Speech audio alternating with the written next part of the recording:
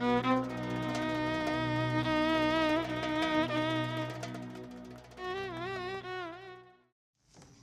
everybody, my name is Israel. I happen to live here in Israel, in Netanya to be exact. A little bit about me: I am 25 years old. I converted to Orthodox Judaism and I moved here to Israel, and I met a girl from the Yemenite community and I got married to her. Since then I have adopted the Yemenite practices and the Yemenite nusach, the way of expression, their expression of Judaism. And I'd like to share a few of those things with you. What I would like to attempt to do in my first video is to explain how exactly the Yemenite Jews tie their tefillin onto their arm. Now, when I converted and I moved to Israel, I met a girl and I got married to her. She's a Yemenite girl. Most beautiful wife I could have ever asked for. I love her very much, and we just got married in September. So there's a little background story for me. The other thing is that the Yemenite Jews, of which a community that I live in is, generally, the Yemenite Jews have the most ancient and the most authentic, untouched expression of Judaism. But what I mean is that there are certain practices like tzitzit, how to tie their tzitzit, how to tie their tefillin, and the structure and the versions of their prayers are the most pure, untouched, dating back to the first temple period, as I said. So, first I'm going to start with the tefillin. I have my yad tefillin out of the box. I'm going to first show it to you by making note that there's a little thing here called a yud. That's a very important thing, which I'll tell more about in a moment. First thing to note, not everybody may have their tefillin tied the way that I have mine tied. When I first came here, I had mine tied the Ashkenazi way, or whatever way that Chabad ties them. But when I came here to Israel, I had got the strap, the ritzuah, the big long black leather piece, changed because it was too small, it's too short on my arm. So I have it, the Yemeni guy that I took it to, that has a shop, he changed it for me and put a new strap on, and I'm assuming that the way that he tied it is the way that the Sephardic Jews probably tie it. Now, one important thing, you can just forget this little piece. There's a piece of plastic on here that just kind of protects it, but it still gives me room to touch it during the V'ahavta, and it still has a piece cut out so that the Yud can touch it. But you want to make sure that at all times the Yud is touching the physical side of the bite. This little fancy knotted part has to be touching the bite at all times. Okay, so first we'll start by taking any kind of jewelry that you have on. You want to make sure that you take off. An interesting note: when I came here, all my life I'd worn my watch on my left hand. But since I came here, I had a meeting with a Beit Din, and the Beit Din, when they noticed that I didn't have any watch or any of my, I used to wear rings and jewelry on my arms. I used to wear them, and they noticed that I had tan lines. And they asked why I didn't have my watch and my jewelry on, and I explained to them it's because it's because when I put on tefillin in the morning, and they mentioned, well, you should put it on your right hand, that way you don't have to take it off. And then I asked them, okay, so that also where I come from in the United States, most people put their wedding ring on the left ring finger. They said, put yours on your right. So that way I don't have to take anything off. So that's why now, since I got married this past September, and since I met with the Beit Din, I've been wearing my watch on my right hand. That way when I put tefillin on my left hand, because I'm right-handed, I don't have to take it off. Now, same thing goes if you're left-handed and you put tefillin on your right. So if you have your watch on or anything, you want to make sure that you take it off on any kind of jewelry on the hand that you're wrapping the tefillin. Just in case you notice, I do have a tattoo on my arm. I have had that tattoo since before I converted to Orthodox Judaism. So, in case you notice that, there's a little explanation. So, first I'm going to start by taking my arm sleeve up.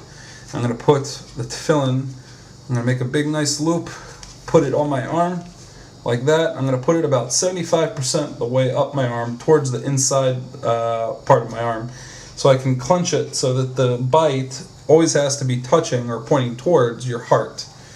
Then, this is the part, I'm going to do this all without putting on the head tefillin and without saying the blessings, because I already put tefillin on this morning. So what I'm going to do is you take it, you're going to start to tighten it. At the point that you tighten it, you're going to say the blessing, Lahaniach Tefillin. And at this point here, I'm going to try to turn so that the camera can see it better. you're going to take it, you tighten it after you say the blessing. You're going to give it a good tight, make sure it's good, and you're going to start wrapping it around. And then another important thing, like I said about that little yud on the side of the box here, always has to be touching it. Make sure that that yud is touching it. The Yemeni guy that switched my strap for me taught me this. Make sure that it's touching, and then you're going to take the strap, the tzua, and you're going to go around the bite once. And make sure that that yud is touching against the bite. That way, that even during the middle of prayer, it's not going to come undone. So then you're going to complete the shin on your arm. So now you have what looks like the Hebrew letter shin. Then you're going to start going down your arm.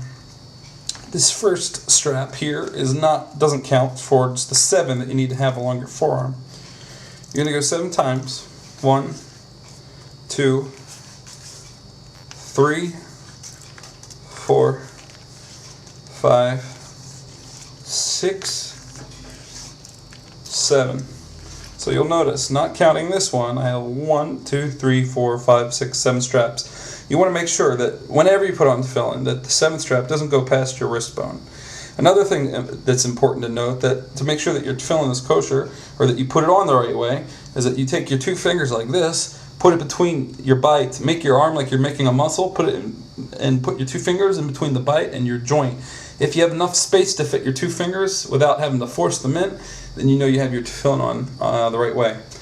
Then once you have the 7 wraps, you're going to wrap the excess around your hand, like this. You know, just hold it on. Then you're going to take the head tefillin. You're going to take the head tefillin, put the head tefillin on, say the blessings. After you're done putting the head tefillin on, you're going to then proceed to wrap it around your hand. While you're wrapping around your hand, you're going to take off the excess like this. You're going to take the strap going diagonally up towards the left side of your middle finger. You're going to start saying the blessing, v'rastich, and as you're doing this. Now what you're going to do is you're going to want to tie, I'm going to turn so that the camera can see my side. You're going to tie it first around the middle joint of the middle finger as you're saying it. Then you're going to tie it once around the first joint closest to your hand, and then a second time around the first joint closest to your hand. So it looks like that. Then you're going to go diagonally down your hand on the right side of your middle finger, like that. So you're going to end up with something sort of like this. And then, after you do that, you're going to take it, after it looks like that, you're going to take it and then you're going to go this way, crosswise. So it's going to make somewhat of an A-looking shape.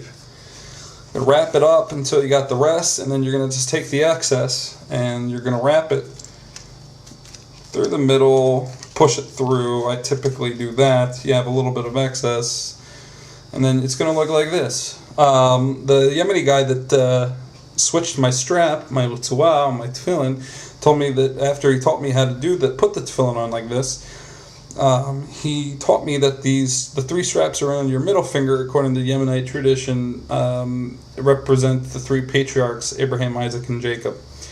Another thing that's interesting to note is that here, the shape going on your arm represents a dalid. Also, you have the 7 days of creation represented on the straps of the tefillin, and you have a shin here and a yud. So you have shin, a dalid, and a yud, and that represents one of God's names, Shaddai. Just an interesting thing to note. I just wanted to share it with you. This is one of the most ancient ways of putting on tefillin, according to the Yemenite tradition. I hope to be making more videos of this sort of nature to teach you guys what I've learned about Orthodox Judaism, my experience converting, and to explain some things that you might not have access to learn about the Yemenite culture, because it's a beautiful culture, beautiful way of praying, and they have the most, like I've said before, the most untouched, pure form and expression of Judaism. So I hope that you enjoyed my video. I hope I didn't ramble too much, because it's kind of my first crack at it. Shalom to everybody, and I hope to see you guys again. Leave some comments. Let me know what you thought. I'd very much appreciate it. And if you have any suggestions or anything that you would like me to talk about Judaism, I would be more than happy to do anything, or to try to figure something out, or to tell you what I think about something, or to let you know what's going on over here in Israel, where I'm from, or where I currently reside. Thank you very much, and leave your comments. Bye bye.